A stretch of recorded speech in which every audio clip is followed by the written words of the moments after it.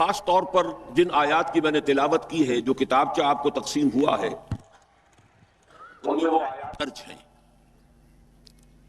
اور میں چونکہ آپ کو معلوم ہے کہ بنیادی طور پر قرآن حکیم کا ایک طالب علم ہوں، ویسے بھی یہ خطاب جمعہ ہے اور اس کا اصل مقصد تذکیر بالقرآن ہے، فذکر بالقرآن من یخاف وعید، تو بجائے کسی لمبی چوڑی حاشیہ آرائی کے میں چاہتا ہوں کہ انہی آیات اور ان کی مزید وضاحت پر مشتمل احادیث ہی پر اپنی پوری گفتگو کو مرکوز رکھوں۔ پہلے میں نے 2 آیات بلکہ 4 آیات تلاوت کی ہیں سورہ صف کی۔ یریدون لیطفئوا نور اللہ بافواہہم، لفظی ترجمہ ہوگا وہ چاہتے ہیں، وہ لوگ چاہتے ہیں، ان کا ارادہ ہے، ان کا قصد ہے، وہ تلے ہوئے ہیں، لیطفئوا نور اللہ، کہ بجھا دیں اللہ کے نور کو، بافواہہم، اپنے منہوں سے، یعنی اپنی منہ کی پھونکوں سے، واللہ متم نورہ، اور اللہ تو اپنے نور کا اتمام فرما کر رہے گا، وَلَوْ كَرِهَ الْكَافِرُونَ، چاہے یہ کافروں کو کتنا ہی ناگوار ہو۔ دوسری آیہ مبارکہ ہے هُوَ الَّذِي أَرْسَلَ رَسُولَهُ بِالْهُدَى وَدِينِ الْحَقِّ لِيُظْهِرَهُ عَلَى الدِّينِ كُلِّهِ،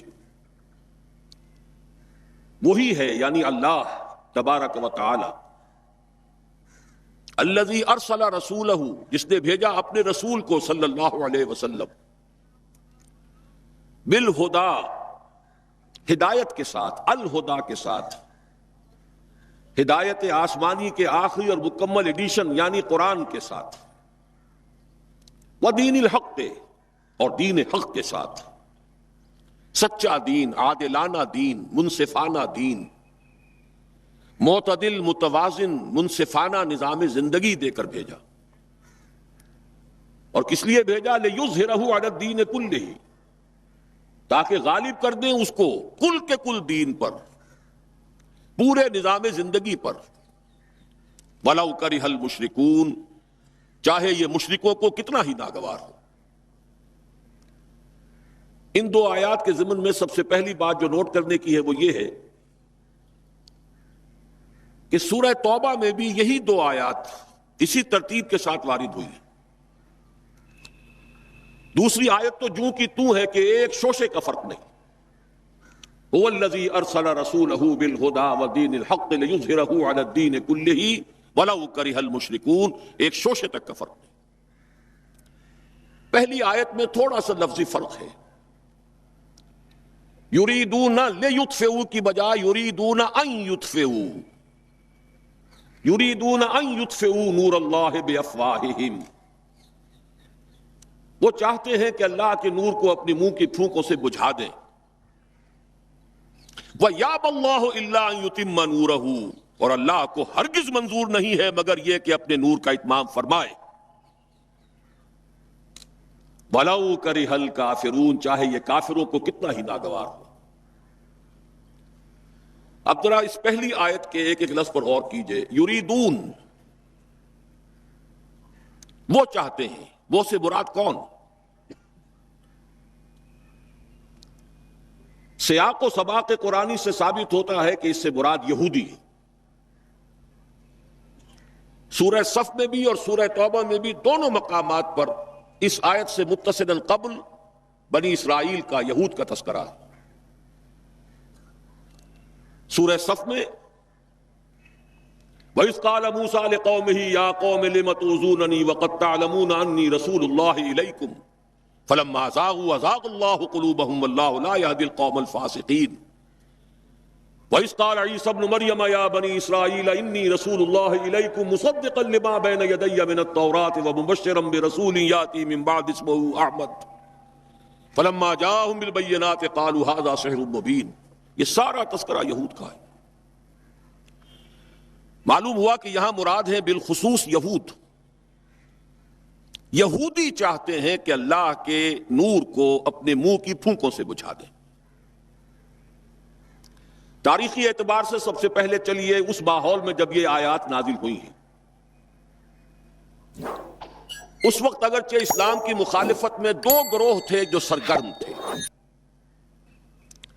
ایک مشرکین عرب جن کے سر خیل تھے مشرکین مکہ، اور دوسرے یہودی۔ چنانچہ یہی بات ہے جو سورہ مائدہ میں فرمائی گئی، لَتَجِدَنَّ أَشَدَّ النَّاسِ عَدَاوَةً لِلَّذِينَ آمَنُوا الْيَهُودَ وَالَّذِينَ أَشْرَكُوا، تم پاؤ گے کہ اہل ایمان سے دشمنی میں شدید ترین تمام انسانوں میں یہودی ہیں اور مشرک ہیں۔ مکے کے مشرک یا جزیرہ نما عرب کے مشرک اس وقت جن کے سر خیل تھے، جن کے لیے قرآن مجید میں سورہ توبہ میں ائمہ کا لفظ آیا ہے، فقاتلوا ائمۃ الکفر، ایک طرف وہ تھے جو شدید مخالف اور دوسری طرف یہودی، لیکن ان دونوں کی مخالفت کے انداز میں فرق تھا۔ یہ نوٹ کرنا چاہتا ہوں میں آج، اچھی طرح سمجھ لیجئے۔ پہلا فرق یہ تھا کہ مشرکین عرب سامنے سے وار کرتے تھے جمع مردی کے ساتھ، ان کے مقابلے میں ان کی مخالفت میں کمینگی نہیں تھی۔ وہ اپنے باطل معبودوں کے لیے بھی گردن کٹا رہے تھے۔ ابو جہل نے کہا تھا ذرا نیچے سے گردن کاٹنا تاکہ اونچی نظر آئے کہ سردار کی گردن ہے، جب تم کسی چیز پر اس کو اوپر لٹکاؤ گے۔ 70 جانیں انہوں نے پیش کی ہیں بدر میں اپنے دین باطل کے لیے اور اپنے معبودان باطل کے لیے۔ اس کے برعکس یہودیوں کی مخالفت تھی کمینگی والی مخالفت، ان میں مقابلے کی ہمت نہیں تھی، جرت نہیں تھی۔ لا یقاتلونکم جمیعا، سورہ حشر میں فرمایا یہ یہودی کبھی تم سے مسلمانوں جمع ہو کر جمعیت کی شکل میں ڈٹ کر میدان میں آ کر مقابلہ نہیں کر سکیں گے۔ الا فی قری محصنۃ او من وراء جدر، بڑے مضبوط قلعہ بندیوں میں اپنے آپ کو محفوظ کر کے اور فصیلوں کے پیچھے سے، دیواروں کے پیچھے سے، عورتوں کی طریقے سے پتھراؤ کریں گے، اس کے سوا کچھ نہیں کر سکتے۔ تو پہلا فرق یہ تھا کہ مشرکین مکہ اور مشرکین عرب بالعموم مخالفت کر رہے تھے، لیکن ان کی مخالفت جمع مردوں والی مخالفت تھی، سامنے کے دشمن کی حیثیت سے کھلم کھلا علی الاعلان، جبکہ یہودیوں کی مخالفت میں کمینگی تھی، سازشی انداز تھا، خود لڑنے کی بجائے دوسروں کو ابھار ابھار کر لاتے تھے۔ اور دوسرا بڑا فرق کیا تھا؟ اس پہلے فرق کو تو نمایاں کیا اسی لفظ سے کہ گویا کہ اپنے منہ کی پھونکوں سے بجھانا چاہتے ہیں۔ ابو جہل بھی بجھانا چاہتا ہے اللہ کے نور کو، لیکن اپنے زور بازو کی بنیاد پر۔ اور یہ لوگ کردار کے اعتبار سے اتنے گر چکے ہیں کہ زور بازو کی بنیاد پر نہیں، منہ کی پھونکوں سے بجھانا چاہتے ہیں۔ بہترین تعبیر کی ہے اس کی مولانا ظفر علی خان نے کہ نور خدا ہے کفر کی حرکت پہ خندہ زن، پھونکوں سے یہ چراغ بجھایا نہ جائے گا۔ دوسرا فرق یہ تھا کہ اگرچہ مشرکین میں بھی ایسے لوگ تھے جو پہچان چکے تھے کہ محمد اللہ کے رسول ہیں، سچے ہیں، صادق ہیں، لیکن وہ استثنائی معاملات تھے، وہ غافل تھے۔ قرآن مجید میں بار بار ان کے کفر کے لیے ایک توجیہ پیش کی گئی ہے کہ ان کے پاس کوئی رسول آیا ہی نہیں۔ ان کے لیے رسالت اور نبوت بڑی ایک عجیب سی شے تھی،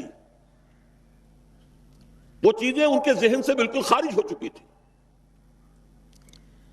لیکن یہود کا معاملہ اس کے برعکس تھا، وہ 100% پہچانتے تھے محمد رسول اللہ کو صلی اللہ علیہ وسلم، بالخصوص ان کے علماء، یعرفونہ کما یعرفون ابناہم، پہچانتے ہیں اسے جیسے کہ اپنے بیٹوں کو پہچانتے ہیں، علی وجہ البصیرت، وہ کسی مغالطے میں نہیں تھے، پوری ڈٹائی کے ساتھ پہچانتے ہوئے۔ آپ کو تو معلوم ہے کہ حضور صلی اللہ علیہ وسلم کی جو نشانیاں ہیں ان کا تو معاملہ بہت آگے کی بات ہے۔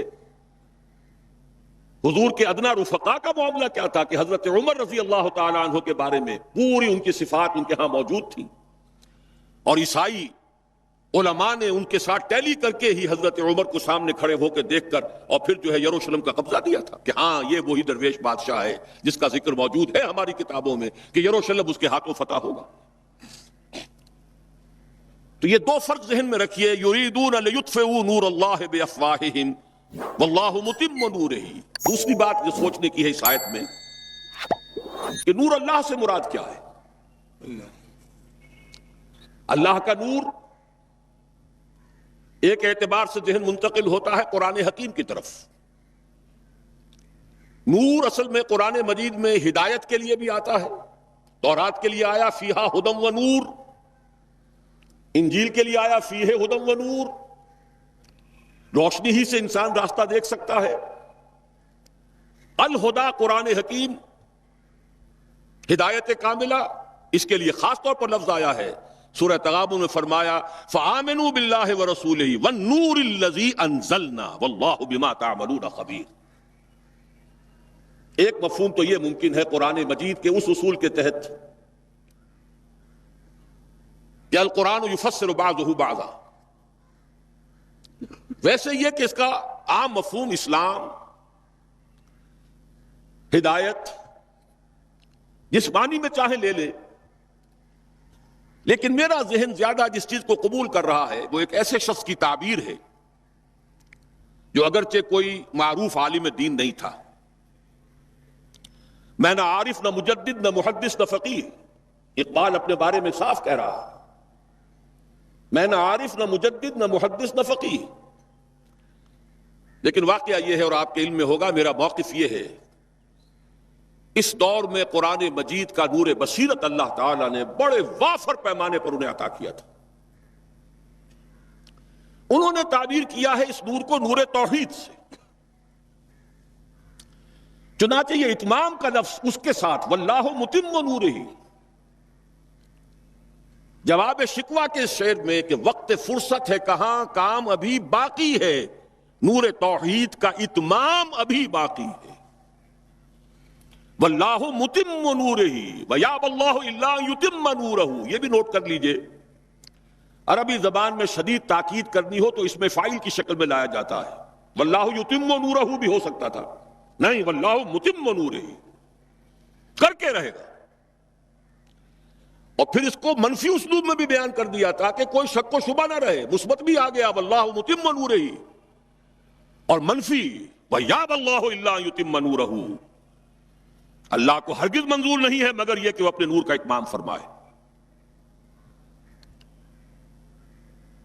وقت فرصت ہے کہاں، کام ابھی باقی ہے، نور توحید کا اتمام ابھی باقی ہے. میں چونکہ یہاں اسی تعبیر کو اختیار کر رہا ہوں، اس کے اعتبار سے ایک سوال پیدا ہوتا ہے، کیا نور توحید کسی بھی اعتبار سے نامکمل تھا، ناقص تھا، جس کے اتمام اور تکمیل کی ضرورت تھی؟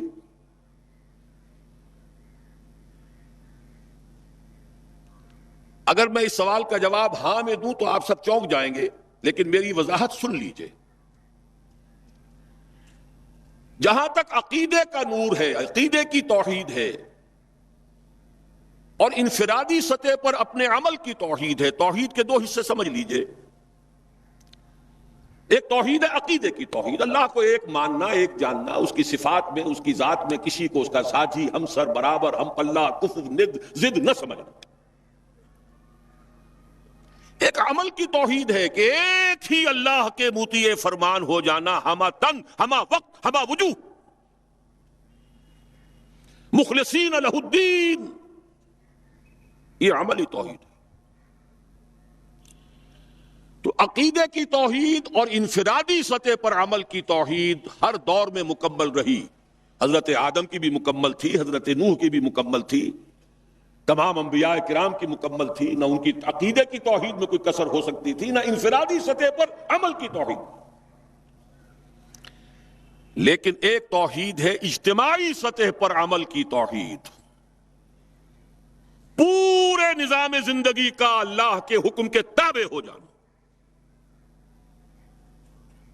یہ ابھی مکمل ہونا تھا، اس کی تکمیل ہونی تھی.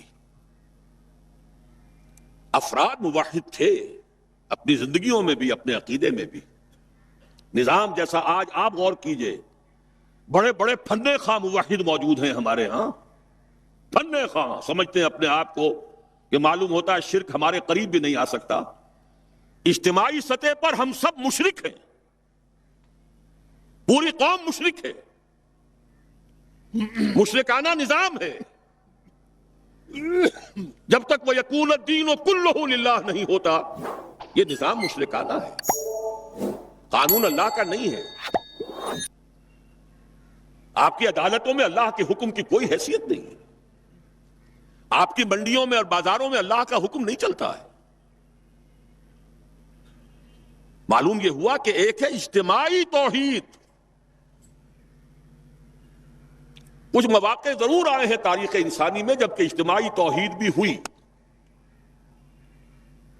حکومت قائم ہوئی حضرت داؤد کی اور حضرت سلیمان کی، وہ اجتماعی توحید کی تھی۔ لیکن ایک بات نوٹ کر لیجئے گا، یہ میرا اصل میں کل کی تقریر کا موضوع ہے، یہ کام تاریخ انسانی میں صرف ایک مرتبہ ہوا ہے کہ ایک فرد واحد اپنی دعوت کا آغاز کرے اور تمام مراحل سے گزار کر اپنی اس دعوت اور تحریک کو اور توحید کامل تک معاشرے کو پہنچا دے۔ یہ اس سے پہلے کبھی نہیں ہوا۔ حضرت داؤد کو تو راہ چلتے حکومت مل گئی تھی،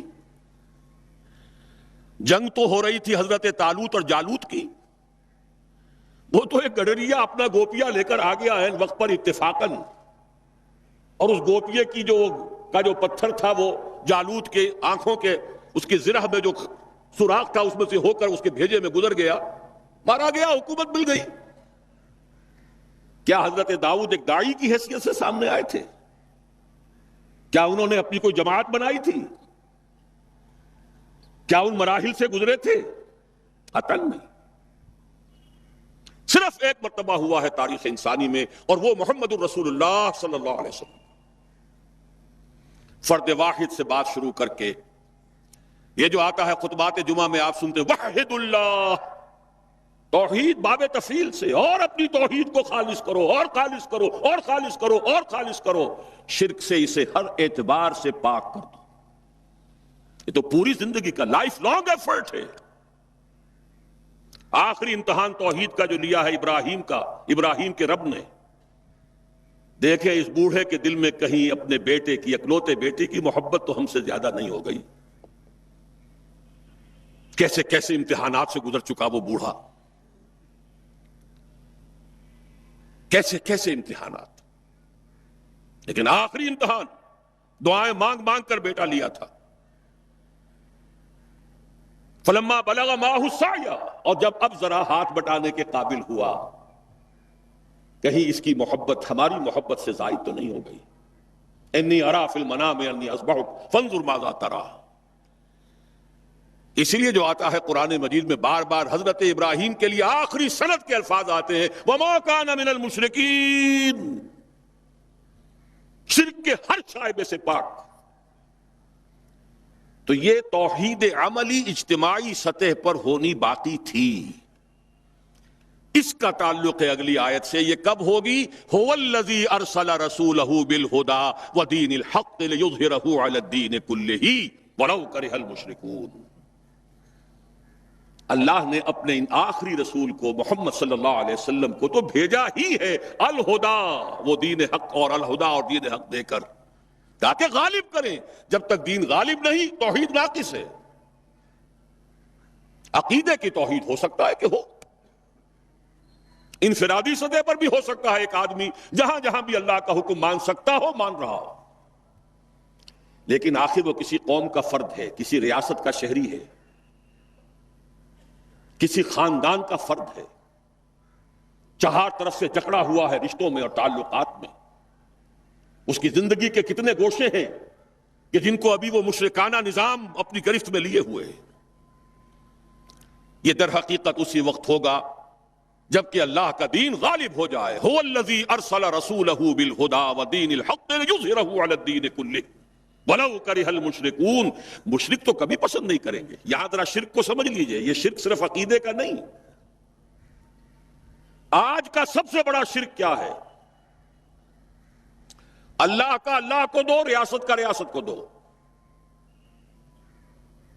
یہ سیکولر نظام ہے، یہاں پر جو ہے حاکمیت عوام چلے گی، جاؤ مسجدوں میں اللہ کا حکم نافذ کر لو۔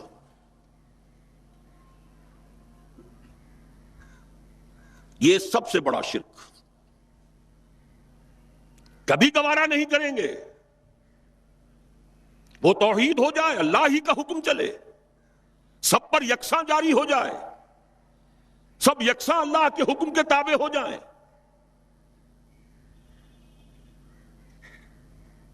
وَلَوْ كَرِهَ الْمُشْرِكُونَ، مشرک کبھی نہیں چاہیں گے، لیکن ان کی مخالفت کے علی الرغم، ان کی ساری ریشہ دوانیوں کے باوجود، ان کی تمام سازشوں کے باوجود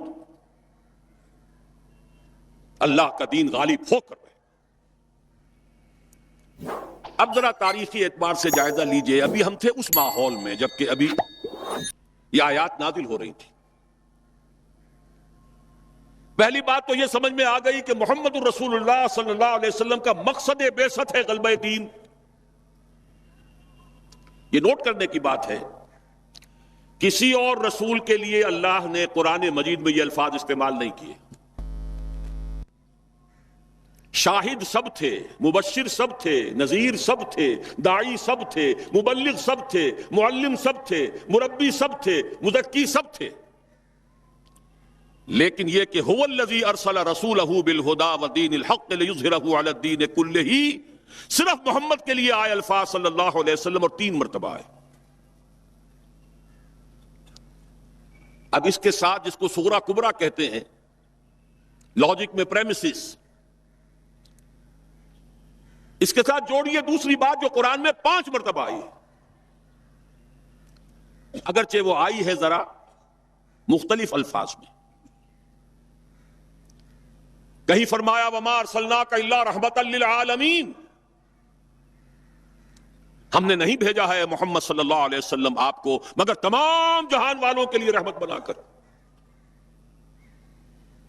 آپ کی بعثت جغرافیائی، نسلی، قومی، علاقائی حدود سے ماورا، بالا تر۔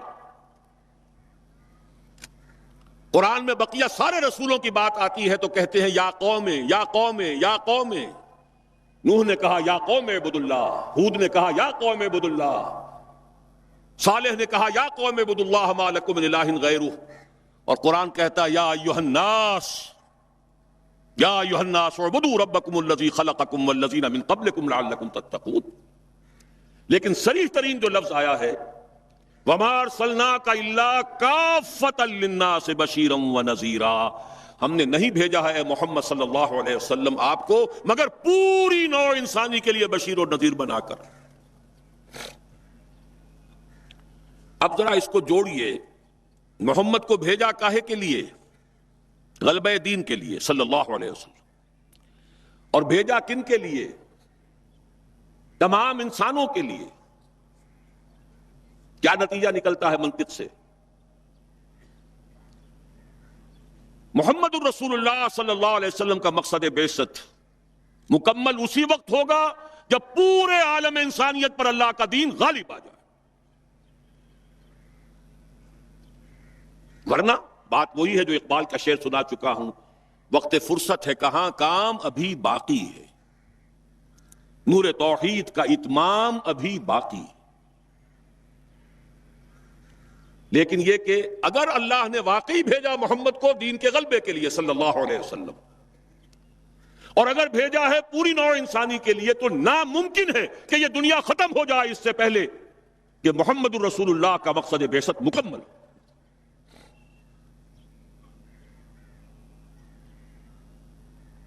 یہی بات ہے کہ جس کی خبر پیشن گوئی کے طور پر قرآن میں تو نصوص ہیں، لیکن ان سے نتیجہ نکالنا پڑے گا، منطق۔ حضور کو بھیجا پوری نوع انسانی کے لیے اور بھیجا غلبہ دین کے لیے، تو مقصد بعثت کی تکمیل اسی وقت ہوگی جبکہ کل عالم انسانی پر اللہ کا دین غالب آ جائے۔ اسی کے ساتھ اب ذرا یاد کیجئے سورہ نور کی آیت، جس کو اللہ کے فضل و کرم سے ہم نے کافی عام کیا ہے۔ ایک ہی بات ہے لیکن ذرا مختلف اسلوب میں آ رہی ہے۔ وعد اللہ الذین آمنوا منکم وعملوا الصالحات لیستخلفنہم فی الارض، وعد اللہ الذین آمنوا منکم، یہاں منکم پر ذرا زور دیجئے، کن سے خطاب ہو رہا ہے؟ مسلمانوں سے۔ لیکن ان مسلمانوں کے لیے دو کوالیفیکیشنز، دو پری کنڈیشنز. اے مسلمانوں، اللہ کا وعدہ ہے تم میں سے ان سے جو ایمان اور عمل صالح کا حق ادا کر دیں، انکنڈیشنل نہیں ہے. وعد اللہ الذین آمنوا منکم وعملوا الصالحات، ایمان اور عمل صالح کا حق ادا کر دو تو اللہ کا وعدہ ہے. اور وعدہ کتنا مؤکد ہے، نون مشدد کے ساتھ تینوں دفعہ، اور ایک ہی بات کو تین اسلوبوں میں. لَيَسْتَخْلِفَنَّهُمْ فِي الْأَرْضِ، لامن خلافت عطا فرمائے گا انہیں زمین میں. كَمَا اسْتَخْلَفَ الَّذِينَ مِن قَبْلِهِمْ، جیسے کہ خلافت عطا کی تھی ان کو جو ان سے پہلے تھے. جب مسلمانوں کو خلافت اور حکومت عطا ہو جائے گی تو اس کا منطقی نتیجہ ہوگا کہ دین غالب ہو جائے گا. لیکن اس کو بھی کھول کر بیان کر دیا، وَلَا يُمَكِّنَنَّ لَهُمْ دِينَهُمُ الَّذِي ارْتَضَىٰ لَهُمْ، اور لازماً متمکن کر دے گا، غالب کر دے گا ان کے اس دین کو جو اللہ نے ان کے لیے پسند فرما لیا ہے. الْيَوْمَ أَكْمَلْتُ لَكُمْ دِينَكُمْ وَأَتْمَمْتُ عَلَيْكُمْ نِعْمَتِي وَرَضِيتُ لَكُمُ الْإِسْلَامَ دِينًا. اچھا، جب مسلمانوں ہی کی حکومت ہو جائے گی، دین کا غلبہ ہو جائے گا، تو ظاہر بات ہے مسلمانوں کے لیے بندشیں اور خوف تو ختم ہو گئے. اس کو بھی واضح الفاظ میں وَلَا يُبَدِّلَنَّهُم مِّن بَعْدِ خَوْفِهِمْ أَمْنًا، ان کی خوف کی حالت کو امن اور سکون سے بدل دے گا، کوئی خوف نہیں ہوگا. اب یہاں فرمایا یعبدوننی لا یشرکون بی شیئا، تب جا کر وہ ان کی عبادت اس درجے میں مکمل ہوگی کہ اس میں شرک کی کوئی آلائش باقی نہیں رہے گی. جب تک نظام پورا اللہ کے دین کے تابع نہیں، شرک موجود ہے. عقیدے کا شرک ختم ہو چکا، انفرادی سطح پر موحد بن چکے. لیکن یہ تو تین کام جب ہوں گے کہ اللہ کا دین غالب ہو جائے، اللہ کی حکومت اور مسلمانوں کی خلافت قائم ہو جائے، تب کہیں جا کر وہ بات ہوگی لا یشرکون بی شیئا، پھر شرک کا ہر شائبہ ختم. وَيَكُونَ الدِّينُ كُلُّهُ لِلَّهِ، دین کل کا کل اللہ کے لیے ہو جائے گا. اب ذرا تاریخی اعتبار سے دیکھ لیجئے، اس وقت اور آج. سورہ نور نازل ہوئی سن 6 میں، اواخر سن 5 یا اوائل سن 6. وہی زمانہ سورہ صف کے نزول کا ہے. تاریخی اعتبار سے جوڑیے کتنی جلدی اللہ کے یہ وعدے پورے ہوئے. سن 6 ہی میں صلح حدیبیہ ہو گئی، انا فتحنا لک فتحا مبینا. سن 7 میں خیبر فتح ہو گیا، دولت مال غنیمت کے انبار آ گئے. 8 میں مکہ فتح ہو گیا. 9 میں یوں سمجھیے کہ پورے جزیرہ نما عرب سے اعلان کر دیا گیا تھا کہ اب شرک کا خاتمہ ہوگا. فَإِذَا انْسَلَخَ الْأَشْهُرُ الْحُرُمُ فَاقْتُلُوا الْمُشْرِكِينَ مِنْ حَيْثُ وَجَدتُّمُوهُمْ. موپنگ اپ آپریشن ہو گیا. جزیرہ نما عرب جاء الحق وزهق الباطل ان الباطل كان زهوقا. اور اس کے بعد 25 برس کے اندر اندر وہ نظام خلافت لَيَسْتَخْلِفَنَّهُمْ فِي الْأَرْضِ، کہاں سے کہاں تک، دریائے اوکسس، ادھر اٹلانٹک، ادھر یمن، ادھر کوکیشیا.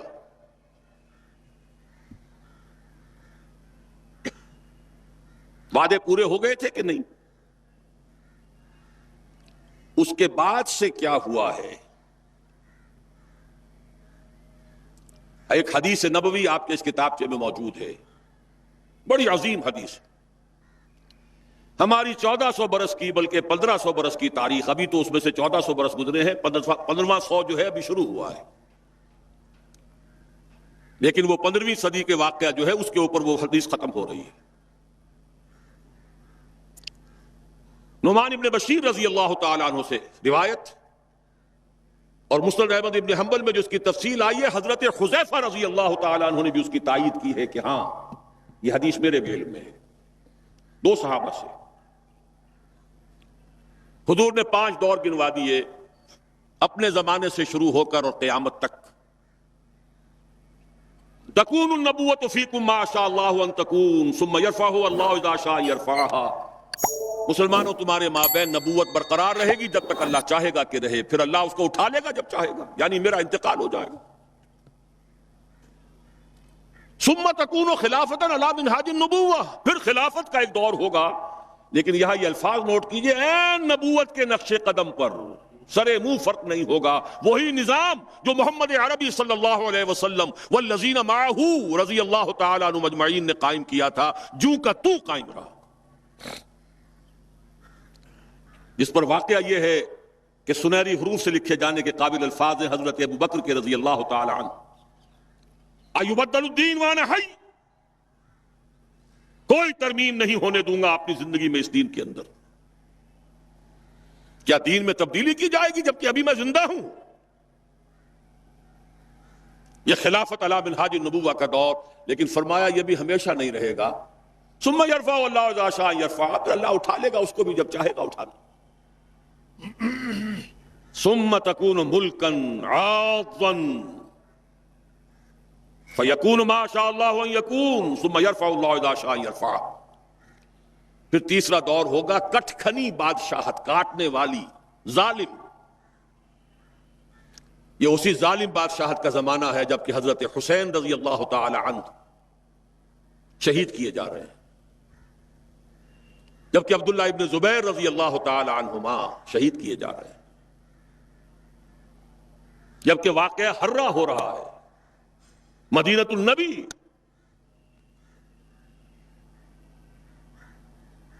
جبکہ محمد ابن قاسم کو بلا کر ہلاک کیا جا رہا ہے، موسیٰ ابن نصیر کی توہین و تذلیل ہو رہی ہے۔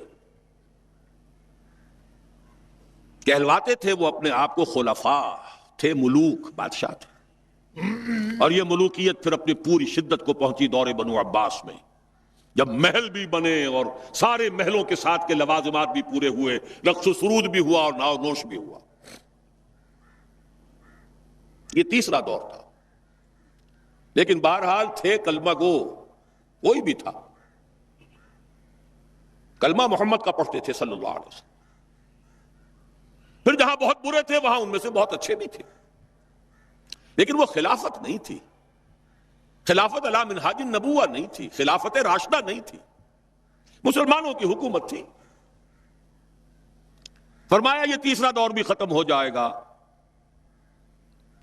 ثم تکون ملکا جبریا فتکون ما شاء اللہ ان تکون ثم یرفع اللہ اذا شاء یرفع۔ پھر چوتھا دور آئے گا اور پھر مجبوری والی ملوکیت آئے گی۔ صحابہ کرام نے اس وقت کیا سمجھا ہوگا ہم کچھ نہیں سمجھ سکتے۔ یہ 2 ملکن جو ہیں ملوکیت کے، یہ 2 دور کیسے ہوں گے؟ بلکہ اسی حدیث کی جو روایت آتی ہے وہ تو یہ ہے کہ حضرت عمر بن عبدالعزیز رحمہ اللہ پر منطبق کی گئی یہ حدیث کہ اس کے بعد پھر خلافت علی منہاج النبوہ کا دور آئے گا، اس لیے کہ ظاہر بات ہے کہ علم جو ہے وہ تو جو کچھ اللہ نے فرمایا، اس کے رسول نے فرمایا، اس سے آگے قیاس آرائی کے اندر تو خطا ہو سکتی ہے۔ ان احادیث کا جب حالات کے اوپر انطباق کریں گے غلطی کا امکان ہوگا۔ آج وہ بات پوری طریقے سے واضح ہے کہ کیا فرق تھا پہلی ملوکیت کا اور دوسری ملوکیت کا۔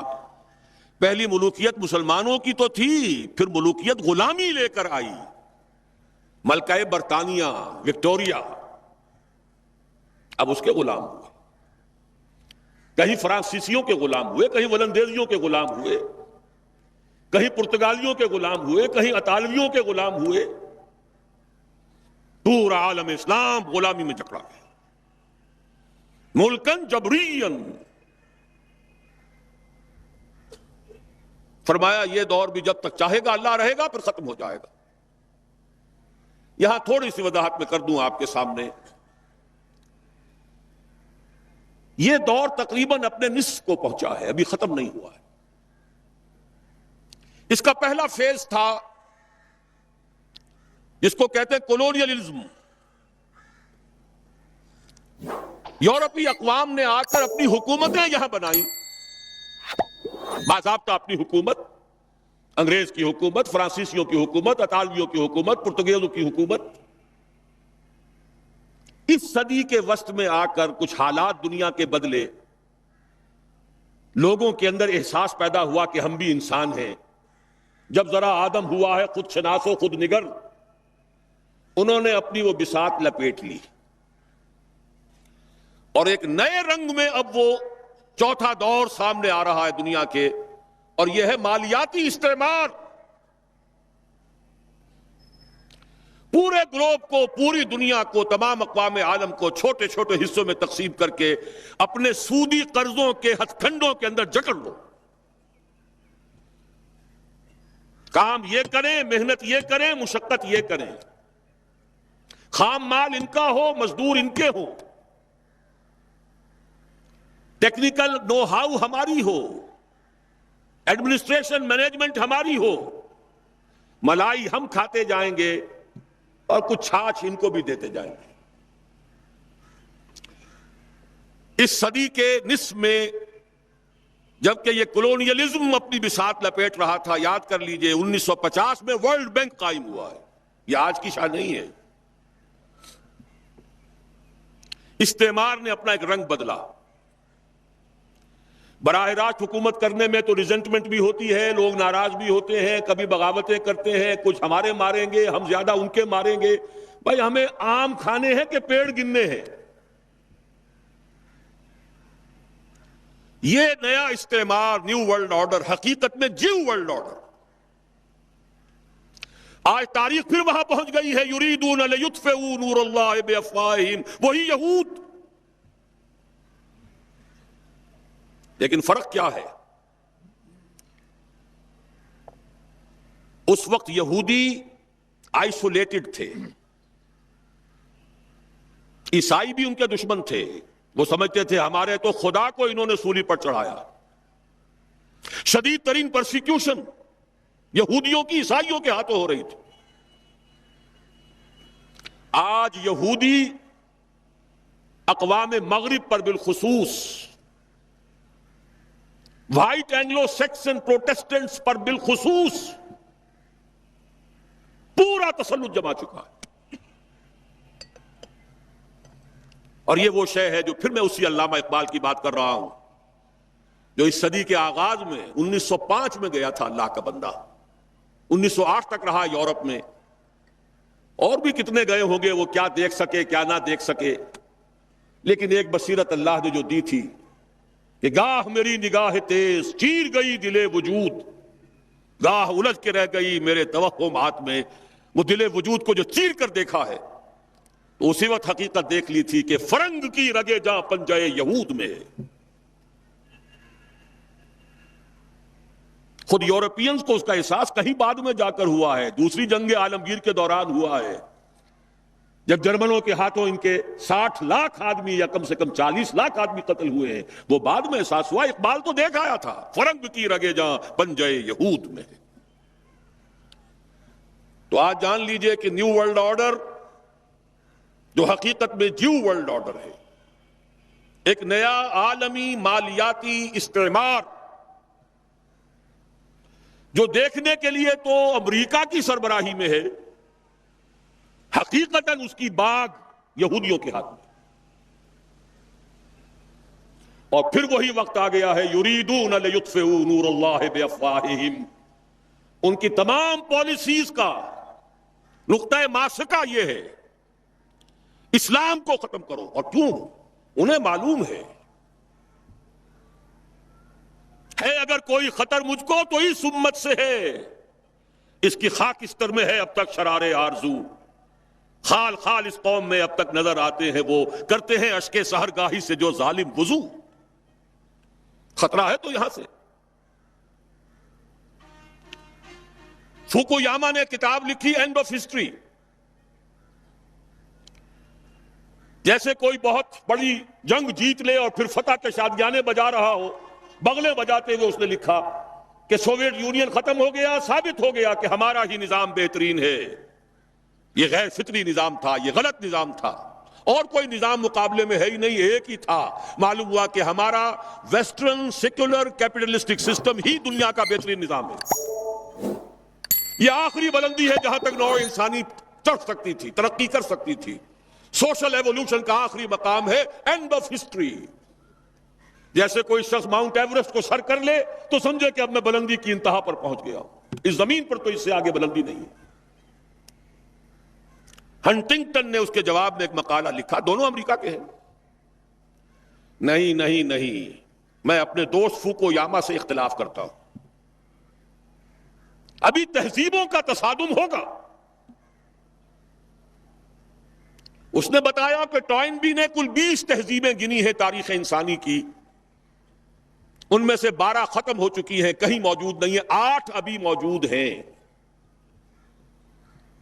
ایک ہماری مغربی تہذیب ہے، 7 اور ہیں، لیکن ان 7 میں سے 5 ایسی ہیں کہ جن کو آسانی سے ہم ایسیمیلیٹ کر سکتے ہیں، اپنے اندر ضم اور گم کر سکتے ہیں، وہ ہمارے لیے کوئی خطرہ نہیں ہے۔ لیکن 2 تہذیبیں ایسی ہیں کہ جو ہمارے لیے ایک چیلنج ہیں۔ وہ کچھ لوہے کے چنے ہیں جنہیں چبانے کے لیے ہمیں کچھ محنت کرنی پڑے گی۔ ایک ہے مسلم سویلائزیشن اور ایک ہے کنفیوشین سویلائزیشن آف چائنا۔ اس کے بعد مشورہ دیتا ہے اپنی حکومت کو، امریکن حکومت کو، کہ 2 کام کرو۔ ایک تو چین کو مسلمان ملکوں سے دور کرو، ایشیا پیسیفک یہ کانسیپٹ ڈیولپ کیا گیا ہے اس مقالے کے بعد۔ چائنا کو ایسٹ ورڈ لوکنگ کر دو، مشرق کی طرف رخ کر دو، مغرب کی طرف نہیں۔ مغرب کی طرف دیکھے ہی نہ، مغرب میں تو پاکستان ہے، مغرب میں اس کے کشمیر بھی ہے، مغرب میں اس کے افغانستان بھی ہے، روسی ترکستان کی آزاد شدہ تمام ریاستیں بھی ہیں۔ مغرب تو اسلام ہی اسلام ہے، اس کو ایسٹ ورڈ لوکنگ کرو، پیسیفک۔ اور پیسیفک کے ادھر امریکہ ہے۔ چنانچہ موسٹ فیورڈ نیشن اپنی مالیات میں، اپنی تجارتی پالیسیوں میں ابھی تک، اس کے باوجود کہ چائنا نے بار بار سخت توہین کی ہے، تذلیل کی ہے، لیکن بنیا مینٹیلٹی جو ہے وہ توہین و تذلیل برداشت کر سکتی ہے اپنے مفادات کی خاطر۔ انڈونیشیا میں کانفرنس کی گئی، ایشیا پیسیفک کانفرنس، کلنٹن صاحب تشریف لائے۔ دوسرا مشورہ یہ دیا کہ مسلمانوں کے باہمی اختلافات کو ہوا دو۔ پہلے بھی کیا ہوا تھا یاد کر لیجئے، کاش وہ جو سیلاب چلا تھا خلافت علی منہاج النبوہ کا، اقبال نے کہا تھا رکتا نہ تھا کسی سے سیل رواں ہمارا۔ کس نے روکا تھا؟ کوئی باہر کی طاقت نہیں روک سکی تھی، انٹرنل سیبوٹاج تھا۔ عبداللہ ابن سبا یہودی اور اس کے اعلی کار بہت سے مسلمان، سادہ لوح مسلمان۔ اگر حضرت حسان ابن ثابت رضی اللہ تعالی عنہ جیسا صحابی اور عاشق رسول صحابی اگر حضرت عائشہ رضی اللہ تعالی عنہ پر لگنے والی تہمت میں شریک ہو سکتا ہے تو بعد والوں کا معاملہ تو کیا ہوگا؟ سازش بڑی شے ہے۔ یہودی سازش ایسا پھاڑا ہے اس امت کو کہ آج تک وہ خون رس رہا ہے، اور آج بھی وہی یہودی سازش شیعہ سنی کو لڑا کر اپنے مذموم مقاصد حاصل کر رہا ہے۔ ہسٹری ریپیٹس اٹ سیلف، تاریخ اپنے آپ کو دہرا رہی ہے۔ وہی یہودی عبداللہ ابن سبا لڑا دیا، 1 لاکھ کے قریب مسلمان ایک دوسرے کی تلواروں اور تیروں سے ختم ہوئے۔ 10,000 ایک رات میں جنگ جمل، 74,000 جنگ صفین میں، 4,000 نہروان میں، اور جمع کرتے جائیے، ساری قوت ختم ہو کر رہ گئی، جس کو کہتے ہیں کہ وہ موشن ٹوٹ گئی۔ چڑھائی پر چڑھتے ہوئے ٹرک جو ہے بھاری لوڈڈ، اگر موشن ٹوٹ جائے پھر بڑا مشکل ہو جاتا ہے۔ تھمتا نہ تھا کسی سے سیل رواں ہمارا، وہ رک گیا۔ آج بعین ہی وہی ہو رہا ہے، یریدون لیطفئوا نور اللہ بافواہہم واللہ متم نورہ ولو کرہ الکافرون۔ لیکن اللہ نے اپنے رسول کو جس مقصد بعثت کے ساتھ بھیجا تھا اس کی تکمیل تو ہو کر رہے گی۔ وَمَكَرُوا وَمَكَرَ اللَّهُ وَاللَّهُ خَيْرُ الْمَاكِرِينَ۔ یہ اپنی سی چالیں چل رہے ہیں، اللہ بھی اپنی چالیں چلے گا، اور اللہ سے بہتر چال کس کی ہوگی؟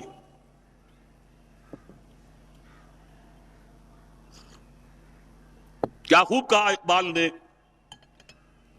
دنیا کو ہے پھر مار کا روح و بدن پیش،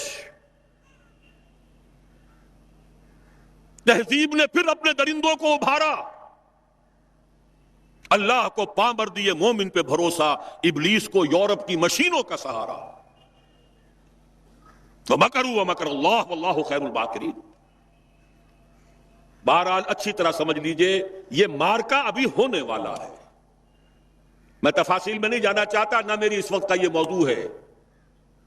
کتاب الملاحم میں پڑھیے کیسی کیسی جنگیں ہونے والی ہیں، الملحمۃ العظمیٰ، نہ تاریخ انسانی کی عظیم ترین جنگ جو ہونے والی ہے، ہم پر ہمارے کرتوتوں کی وجہ سے جو عذاب الہی کے کوڑے پڑنے والے ہیں۔ پورا عالم عرب یہودیوں کے سامنے سرنگوں ہو چکا ہے، نیو ورلڈ آرڈر کی جیب میں جا چکا۔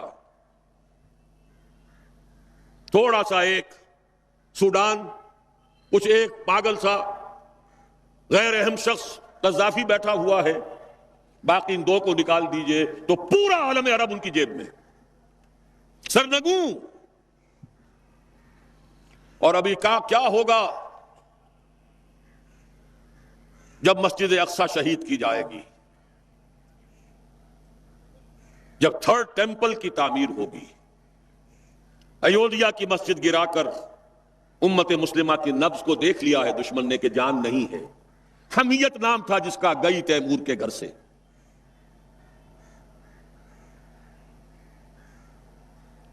یہ بہت دور کی باتیں نہیں ہیں، بہت قریب آنے والے واقعات ہیں، لیکن اس وقت میں ان کے بارے میں کچھ عرض نہیں کرنا چاہتا۔ یہ سب کچھ ہوگا۔ آخر صحابہ کے ساتھ بھی پہلے ہی دن اللہ کی نصرت نہیں آ گئی تھی، خوب اللہ نے انہیں ٹھوک بجا کر دیکھا۔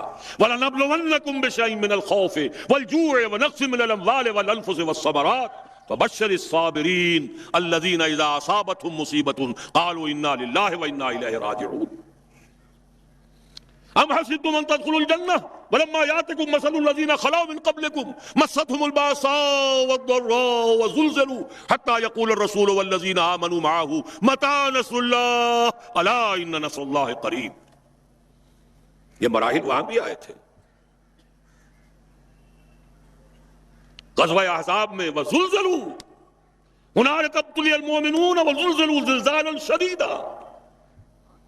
مراحل تو آئیں گے، سخت سے سختر آئیں گے، لیکن بالآخر جو ہونا ہے، آج کی میری اس وقت کی گفتگو اس سے متعلق۔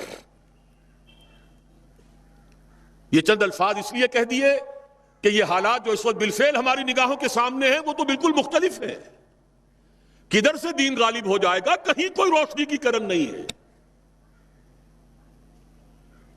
بڑے ایمان کی ضرورت ہے، محمد رسول اللہ پر پختہ یقین کی، یہ بات ماننے کے لیے کہ دین غالب ہوگا، لیکن ہوگا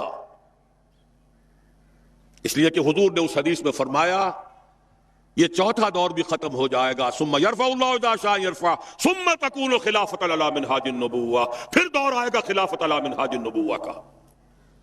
ثم سکت رسول اللہ صلی اللہ علیہ وسلم۔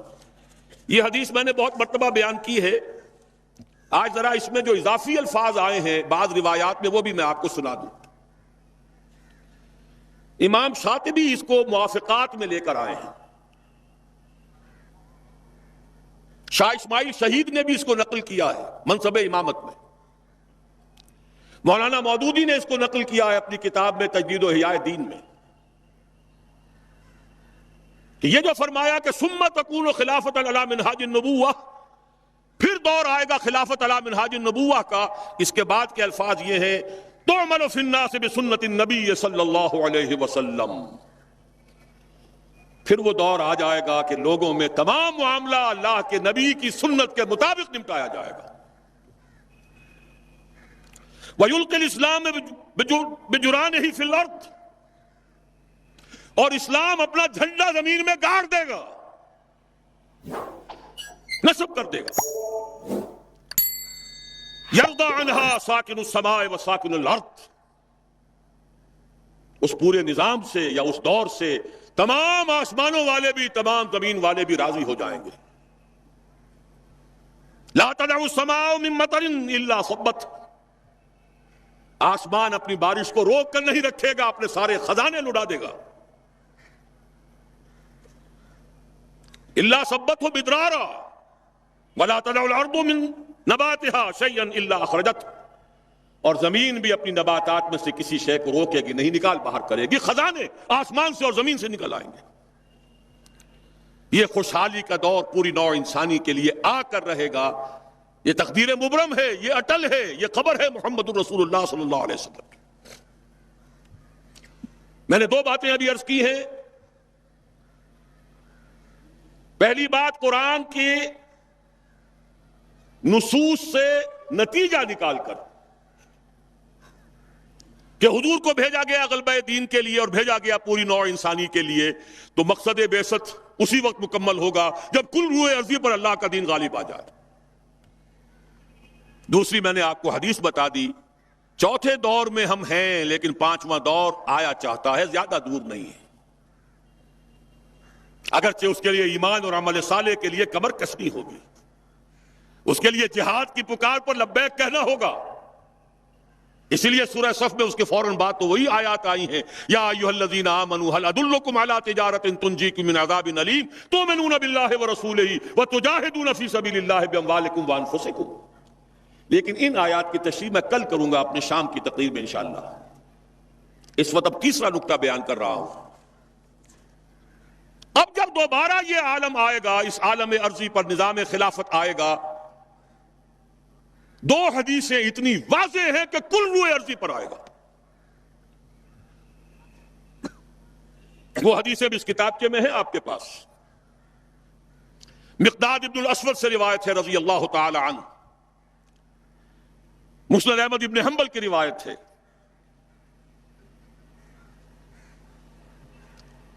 حضور صلی اللہ علیہ وسلم نے فرمایا،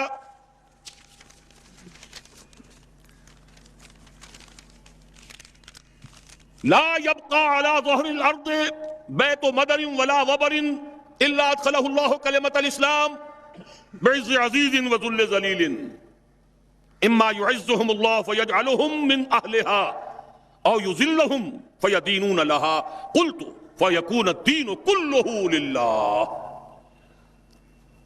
مقداد ابن اسود فرماتے ہیں رضی اللہ تعالی عنہ کہ حضور نے ارشاد فرمایا، زمین پر نہ کوئی اینٹ اور گارے کا بنا ہوا گھر بچے گا، نہ کوئی خیمہ رہے گا، اونٹ کے بالوں کے بنے ہوئے کمبلوں کا خیمہ، جس میں کہ اللہ تعالیٰ اپنے دین کے کلمے کو داخل نہ کر دے.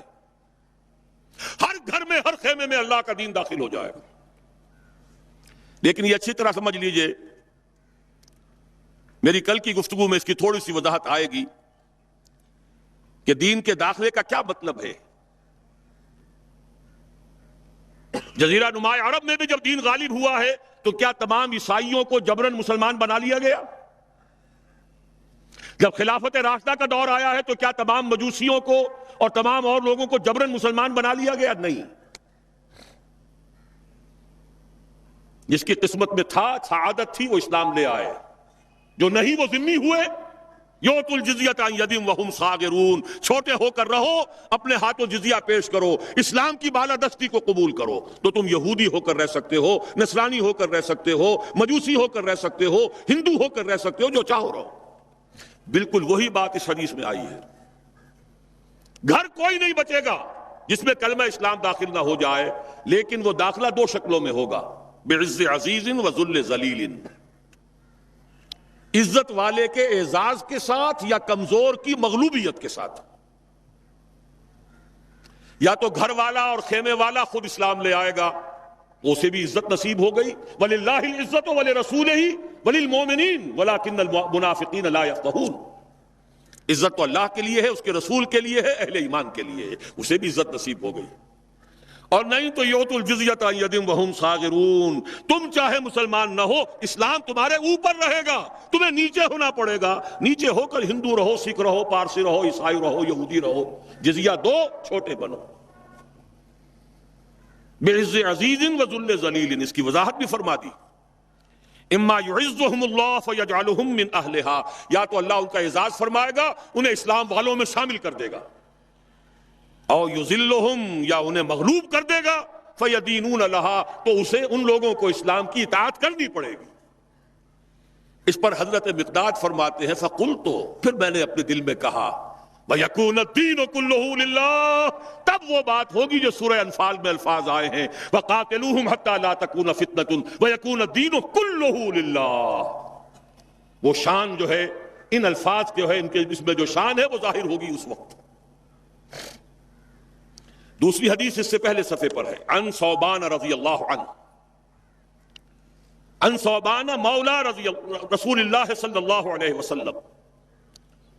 حضرت ثوبان یہ بھی حضور کے غلاموں میں سے تھے جنہیں حضور نے آزاد کر دیا تھا، مولا کہلاتے ہیں۔ اور یہ روایت صحیحین میں سے مسلم شریف کے اندر بھی موجود ہے، ترمذی، ابو داؤد، ابن ماجہ وغیرہ کے علاوہ صحیح مسلم میں۔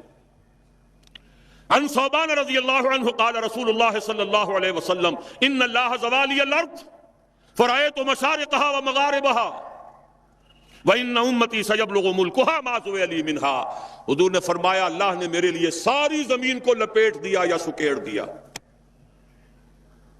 تو میں نے اس کے سارے مشرق بھی دیکھ لیے، سارے مغرب بھی دیکھ لیے۔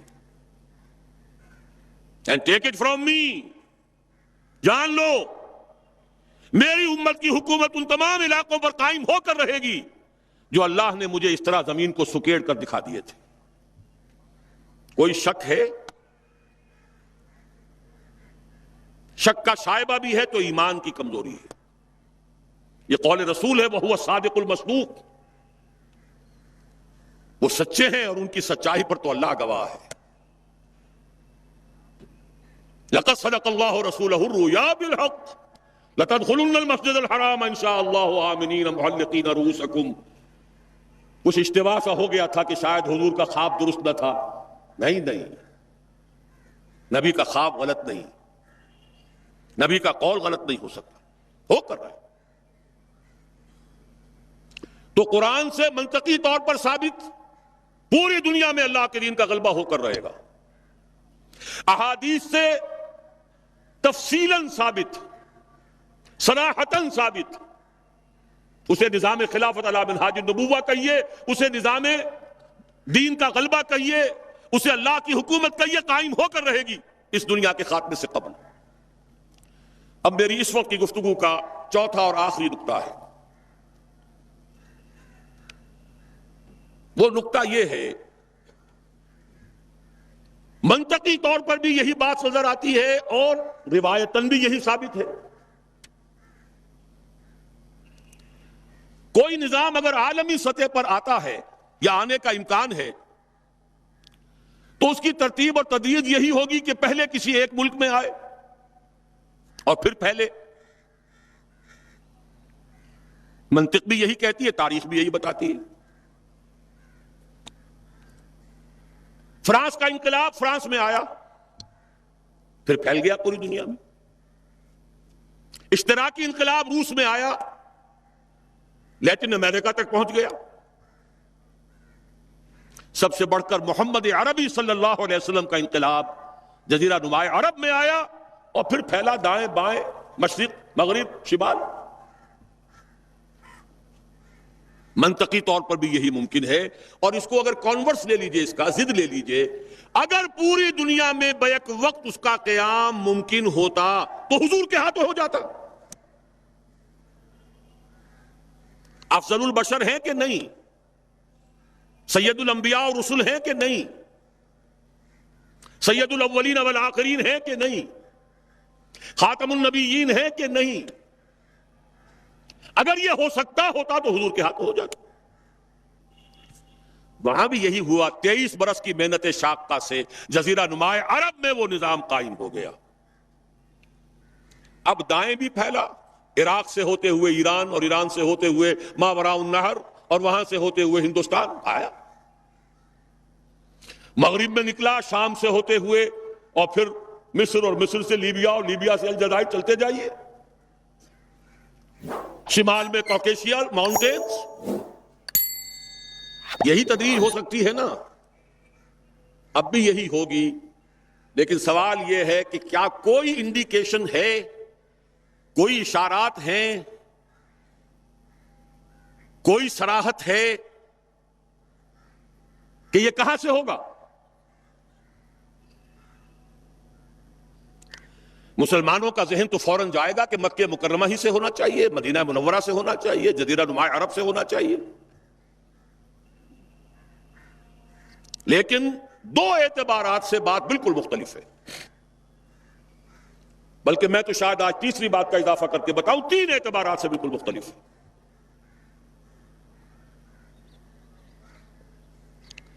پہلی بات ہے پچھلے 400 برس کی تاریخ،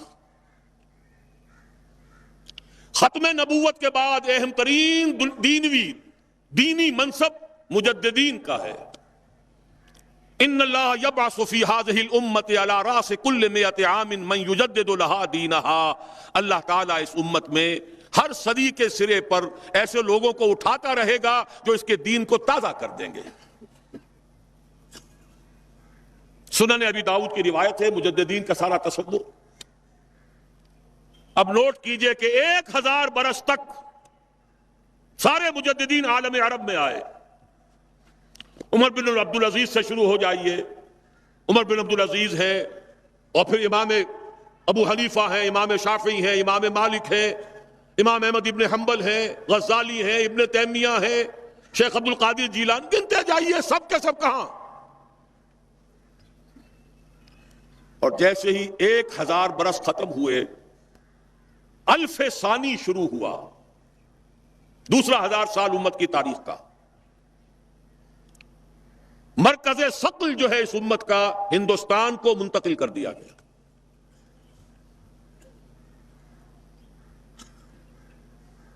اسپرچول سینٹر آف گریوٹی، روحانی اور علمی مرکز ثقل ہندوستان میں منتقل ہو گیا۔ 11ویں صدی کے مجدد اعظم شیخ احمد سرہندی رحمۃ اللہ علیہ، پوری دنیا میں ان کے سطح کا کوئی انسان آپ کو 11ویں صدی میں نظر نہیں آئے گا، اور ان کا سلسلہ مجددیہ نقشبندیہ پورے ٹرکش بیلٹ کے اندر پھیلا ہوا۔ اسی سال ایک بہت بڑی کانفرنس ہوئی ہے لاس اینجلس میں، سلسلہ مجددیہ نقشبندیہ کی ایک بہت بڑی کانفرنس ہوئی ہے، میں خود بھی اس میں شریک ہوا ہوں۔ اگرچہ وہاں بہت سی غلط چیزیں بھی شامل ہیں، لیکن اندازہ کیجئے یہ سلسلہ پورے ٹرکش بیلٹ میں، امام شامل تھے تو انہی میں سے تھے، یہ پوری ٹرکش بیلٹ، افغانستان سے شروع ہو جائیے، صبغت اللہ مجددی، یہ کون سے کس کے نام سے ہے؟ یہ 12ویں صدی ہجری کے مجدد اعظم شاہ ولی اللہ دہلوی رحمۃ اللہ علیہ۔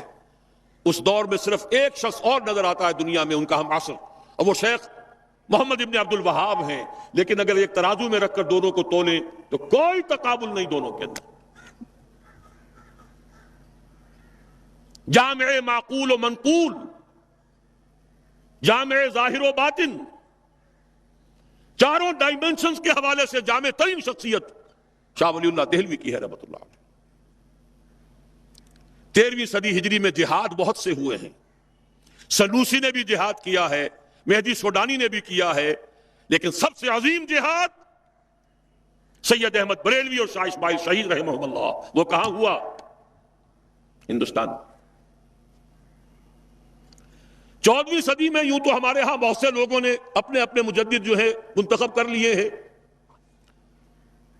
تھانوی حضرات کے نزدیک مولانا اشرف علی تھانوی رحمۃ اللہ علیہ نصر مجدد جامع المجددین ہے، بریلوی حضرات کے نزدیک شاہ احمد رضا خان بریلوی وہ بہت بڑے مجدد ہیں، وغیرہ وغیرہ۔ لیکن میرا اپنا ایک تجزیہ ہے، میں نے اپنی پوری کتاب میں بھی واضح کر چکا ہوں، علماء کے طبقے کی عظیم ترین شخصیت مجدد اعظم 14ویں صدی کے شیخ الہند مولانا محمود حسن اسیر مالٹا، جس کو انگریز نے گرفتار کر کے ہندوستان میں نہیں رکھا، مالٹا میں رکھا ہے۔ اقبال کے نفس سے ہے لالے کی آگ تیز، ایسے غزل سرا کو چمن سے نکال دو۔ اس کے علاوہ جو عظیم شخصیتیں ہندوستان نے پیدا کی ہیں، ان کے پاسنگ کے برابر بھی کوئی شخصیت عالم عرب میں نہیں ہے۔ اقبال جیسا مفکر کہیں ہے؟ مولانا مودودی جیسا مصنف کہیں ہے؟ مولانا الیاس جیسا مبلغ کہیں ہے؟ عالمی سطح پر، عالم عرب ہو یا عالم عجم ہو، اگر کوئی ڈنکا بول رہا ہے تو مولانا مودودی کی کتابوں کا ہے، مولانا الیاس کی تبلیغی جماعت کا ہے، اور دنیا کے کسی ملک سے اٹھنے والی کسی جماعت کا عالمی سطح پر کوئی اثر نہیں۔ سب اپنے اپنے علاقے کے ہیں، سب اپنے اپنے علاقے میں کام ہے، کوئی کسی کو جانتا بھی نہیں۔ اور فلسفیکل لیول پر، انٹلیکچوئل لیول پر علامہ اقبال واحد شخص ہے، کوئی دوسرا ہے ہی نہیں۔ تقابل تو وہاں کیا جائے جہاں کوئی دوسرا ہو، تو دوسرا ہے ہی نہیں۔ یہ کیا سب کچھ یوں ہی ہو رہا ہے، ایٹ رینڈم ہو رہا ہے، یا کوئی حکمت خداوندی ہے؟ یدبر الامر من السماء الى الارض، تدبیر خداوندی جو ہے، یدبر الامر من السماء الى الارض ثم يعرج اليه في يوم كان مقداره الف سنة مما تعدون۔ اللہ کی تدبیر تو ہزار برس کی ہوتی ہے۔ 400 برس کی تاریخ آپ کو میں نے بتا دی، ٹھیٹ دینی اعتبار سے۔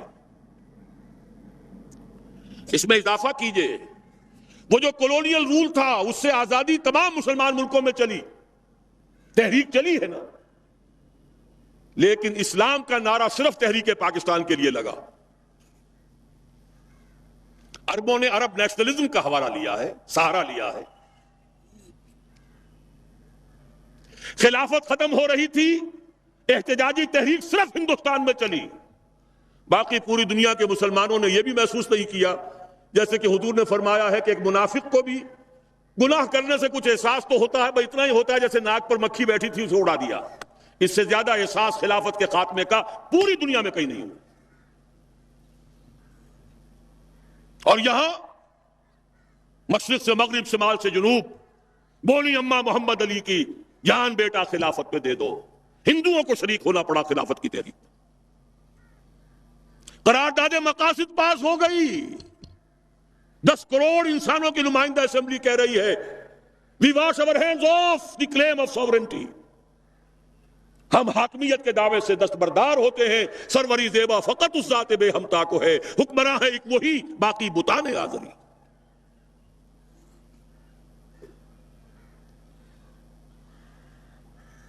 اس سے اگلا معجزہ، تمام فرقوں کے 31 سربراہوردہ علماء نے دستور کے 22 نکات دے دیے متفق علیہ۔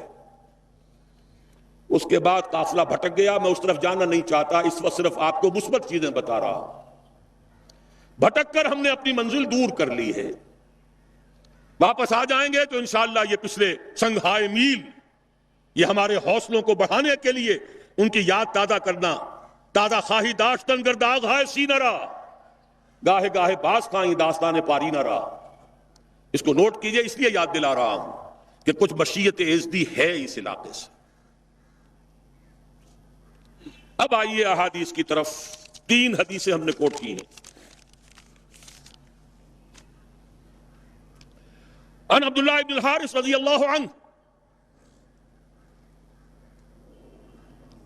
ابن ماجہ کی روایت ہے، یہ سنن ابن ماجہ، ان عبداللہ ابن الحارث رضی اللہ عنہ قال قال رسول اللہ صلی اللہ علیہ وسلم یخرج ناس من المشرق یؤتئون للمہدی یعنی سلطانہ، مشرق کی طرف سے لوگ نکلیں گے جو منزل پر منزل کرتے ہوئے آئیں گے، وطا پاؤں تلے روندنا، مہدی کے لیے، یعنی اس کی حکومت قائم کرنے کے لیے۔ مہدی کا ظہور، جو بھی ہمارے پاس روایات ہیں وہ یہی ہے کہ ان کا ظہور تو عالم عرب ہی میں ہوگا، مکے ہی میں، وہی ان سے بیعت ہوگی۔ اس وقت تصور ذہن سے نکال دیجئے جو شیعوں اور سنیوں کے درمیان اختلاف ہے، ان کے نزدیک ان کے 12ویں امام ہیں جو چھپے ہوئے ہیں وہ ظاہر ہوں گے، ہمارے نزدیک جیسے اور مجددین پیدا ہوئے ہیں اپنے اپنے وقت میں، ایسے ہی ایک مجدد پیدا ہوں گے جن کا نام مہدی ہے، اور ہو سکتا ہے، بلکہ میں یقین سے کہتا ہوں کہ ہو چکا ہے، کہ وہ پیدا ہو چکے۔ زمانے کی رفتار بتا رہی ہے، حالات کا رخ بتا رہا ہے، لہذا یہ شیعہ سنی فرق کو ذہن سے اس وقت نکال دیں۔ جیسے مجدد الفسانی کھڑے ہوئے، جیسے احمد ابن حنبل کھڑے ہوئے، ایسے ہی ایک اللہ کا بندہ حضرت فاطمہ رضی اللہ تعالی عنہا کی نسل سے، حضرت حسن کی اولاد میں سے ہوگا، اور اس کا وہی سے آغاز ہوگا، لیکن وہاں سے آغاز تو ہوگا، اس کی حکومت جمانے کے لیے فوجیں مشرق سے چل کر آئیں گی۔ معلوم ہوا کہ مشرق کے علاقے میں کہیں یہ کام پہلے ہو چکا ہوگا، اسلامی حکومت اور خلافت قائم ہو چکی ہوگی، وہاں سے فوجیں آئیں گی جو مدد کریں گی حضرت مہدی کی، یعطون للمہدی یعنی سلطانہ، جمائیں گی اس کی حکومت کو۔ علامہ اقبال نے غالب ایسے ہی حدیثوں سے وہ انسپریشن لی تھی کہ میرے عرب کو آئی ٹھنڈی ہوا جہاں سے، میرا وطن وہی ہے، میرا وطن وہی ہے۔ حضور صلی اللہ علیہ وسلم کو ٹھنڈی ہوا آئی تھی۔ اگلی حدیث پڑھیے عن ابی ہریرہ، اور یہ جامع ترمذی کی روایت ہے حضرت ابو ہریرہ سے رضی اللہ عنہ، یخرج من خراسان رایات سود لا یردها شیء حتی تنصب بایلیا، خراسان سے سیاہ پرچم نکلیں گے جنہیں کوئی طاقت جن کا رخ پھیر نہیں سکے گی، یہاں تک کہ وہ ایلیا میں جا کر نصب ہو جائیں گے۔ اس حدیث میں دو لفظ اگر نہ سمجھ لیں ہم تو حدیث سمجھ میں نہیں آتی۔ آپ کو معلوم ہے کہ دنیا میں ملکوں کے نام بدلتے رہے ہیں، 50 سال پہلے پاکستان کے نام سے کوئی ملک تھا ہی نہیں، حضور کے زمانے میں خراسان ایک بہت بڑا ملک تھا، اور آج کے افغانستان کا تقریباً 2/3 سب سے نچلا جو اس کا ریگستانی سا علاقہ ہے سیستان کہلاتا تھا، اس سے اوپر جو ہے خراسان تھا۔ پاکستان کا بھی ملحقہ علاقہ اس میں شامل تھا۔ یہ واخان کی پٹی جو آپ نے کبھی پڑھی ہوگی، اور جبکہ ابھی افغانستان میں جنگ ہو رہی تھی، روسی آ گئے تھے، ایک بڑی باریک سی پٹی آتی ہے افغانستان سے، جیسے کسی برتن کا ہینڈل ہو، کسی فرائی پین کا ہینڈل چلا رہا ہے، وہ واخان۔ اس کتابوں میں لکھا ہے کہ یہ خراسان کی مشرقی سرحد تھی، اس کے نیچے کا سارا علاقہ، یہ باجوڑ، دیر، یہ سارا پھر اس کے بعد کوہستانی علاقہ، یہ وہ علاقہ ہے جہاں جہاد سید احمد بریلوی رحمت اللہ علیہ کا ہوا ہے۔ خراسان میں اس کے علاوہ تھوڑا سا علاقہ ایران کا شامل ہے، وہ اب بھی خراسان کہلاتا ہے، چھوٹا سا صوبہ ہے، اور ایک پھر ماوراء النہر کا یہ علاقہ جو ابھی آزاد ہوا ہے روس کے تسلط سے، یہ بھی اس میں شامل تھا۔ یہ پورا ایک ملک کہلاتا تھا خراسان۔ اس سے ادھر کا جو ایران آج کا ہے وہ اصفہان کہلاتا تھا۔ اس خراسان کے علاقے سے فرمایا حضور نے کہ فوجیں نکلیں گی سیاہ علم لے کر، سیاہ پرچم لے کر۔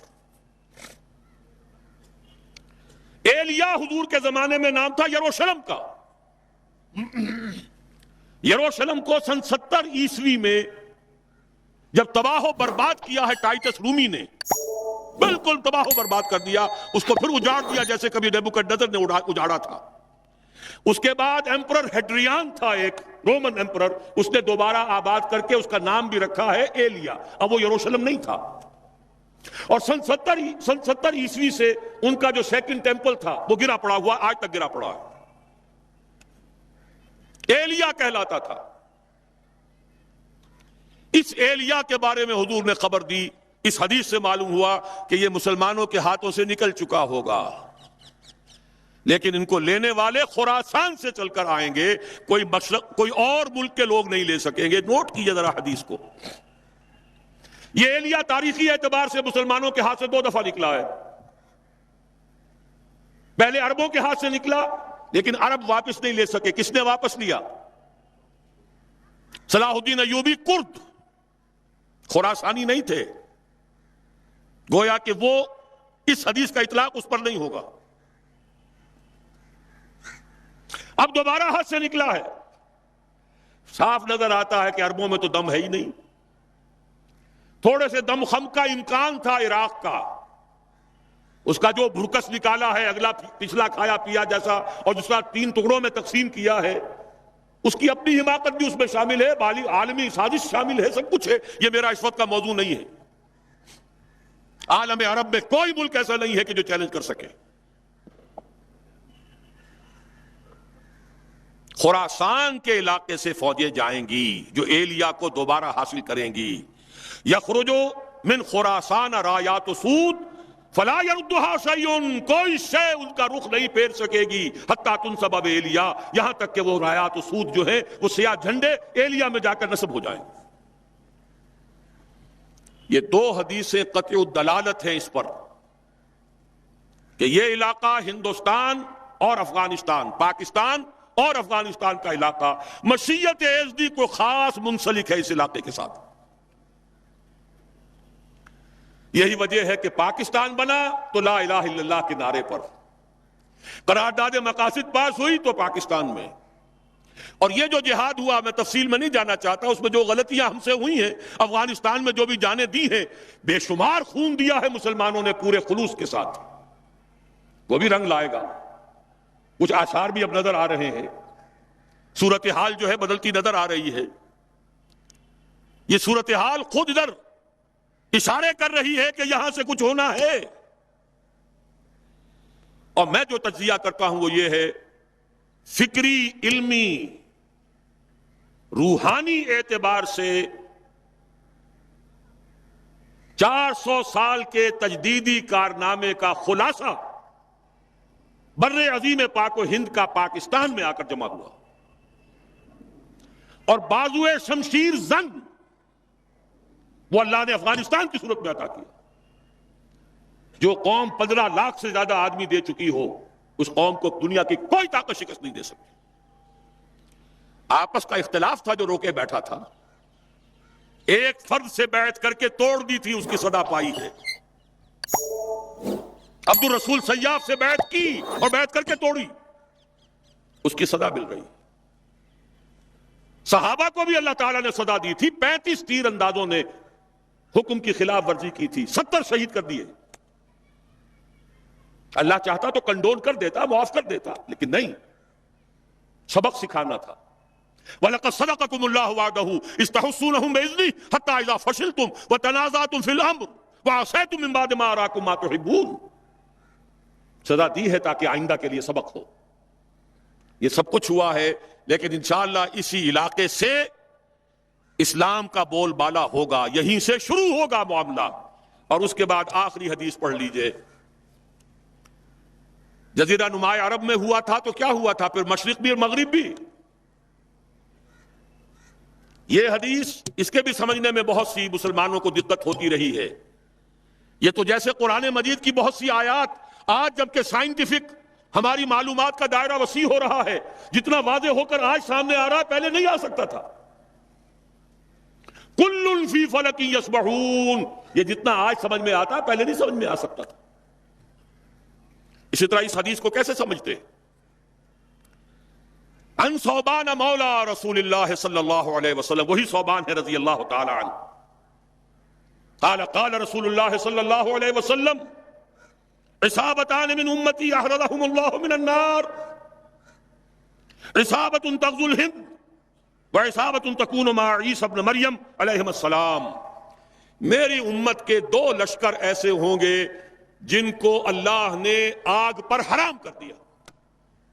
جہنم ان سے دور بھاگے گی، جہنم ان کے قریب نہیں آ سکے گی. ایک وہ لشکر ہوگا جو ہند پر حملہ کرے گا، اور ایک وہ ہوگا جو عیسیٰ ابن مریم کے ساتھ جا کر دجال سے جنگ کرے گا. یہ دونوں لشکر ایک حدیث میں کیسے جمع ہو گئے؟ یہ محمد ابن قاسم کی بات نہیں ہو سکتی، یہ محمود غزنی کی بات نہیں ہو سکتی. ان 2 کا جمع ہونا ایک حدیث میں. معلوم ہوا اس علاقے میں وہ حکومت قائم ہوگی، پھر دائیں بائیں، پھر مشرق اور مغرب. ادھر حضرت مہدی ہوں گے، ادھر یہودیوں سے بھی جنگ ہوگی، دجال اکبر کا ظہور ہوگا، ان کے لیے بھی فوجیں ادھر سے جائیں گی. زمینی مدد آئے گی خراسان اور پاکستان کے علاقے سے، اور آسمانی مدد آئے گی عیسیٰ ابن مریم کی شکل میں رضی اللہ تعالی علیہ الصلوۃ والسلام. اور پھر ظاہر بات ہے اگر وہاں جا کر لڑیں گے تو ہند، اس کے بعد یہ پھیلے گا معاملہ، مشرق و مغرب کی طرف پھیلتا چلا جائے گا. لیکن یہ ساری باتیں جو میں نے آپ کو بتائیں، جو بڑی میٹھی ہیں، بڑی لذیذ ہیں، دل خوشکن ہیں، دل کو بھانے والی ہیں، لیکن ان کے ساتھ کڑواہٹ بھی ہے. ان ساری پیشن گوئیوں کے بعد بھی وَمَن كَفَرَ بَعْدَ ذَلِكَ فَأُولَٰئِكَ هُمُ الْفَاسِقُونَ. پھر بھی جو کفران نعمت کریں، ہمارے اتنے پختہ وعدے، ہمارے نبی کی اتنی واضح پیشن گوئیاں، اور پھر محروم رہ جاؤ، پھر زمیں جنبت نہ جنبت گل محمد، پھر حرکت میں آنے کے لیے تیار نہ ہو. گویا کہ ہمارے ان وعدوں کی ناشکری ہو رہی ہے، ہمارے نبی کی ان پیشن گوئیوں کو ٹھکرایا جا رہا ہے. فَأُولَٰئِكَ هُمُ الْفَاسِقُونَ. وہ تو پھر بہت ہی ناہنجار ہیں. اس ناہنجاری کی سزا ہمیں مل رہی ہے. ہم بھٹک گئے تھے صحیح راستے پر آتے ہوئے.